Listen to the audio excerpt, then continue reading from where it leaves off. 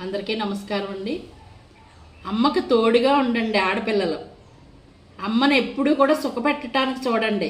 ఎన్నో కష్టాలు పడి అమ్మ మనల్ని పెంచింది, పెద్ద చేసింది, చదివిస్తుంది. అర్ధరాత్రి అపరాత్రి నిద్రారాలు లేకుండా మన కోసం కష్టపడిందని గుర్తించండి. తప్పనిసరిగా ప్రతి ఆడపిల్ల రేపొద్దున మీకు ఒక ఆడబిడ్డ పడుతుంది. ఇదే మీరేం చేశారో అది మీకు రిపీట్ అవుతుంది. భగవంతుడు తప్పనిసరిగా అది చూపిస్తాడు మీకు. మనం అలా చేసాం కనుక మనకి కూడా మంచి జరుగుతుంది.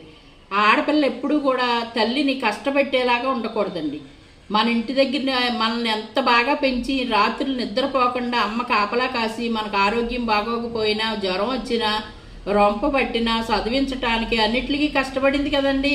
ఎదిగిన తర్వాత ఆడపిల్లలు తల్లిని సుఖపెడితే తల్లి ఎంత సంతోషపడుతుంది. నా బంగారు తల్లి నన్ను ఎంత కంటిలో పెట్టి చూస్తుంది అనుకుంటుంది. చదువే తల్లిని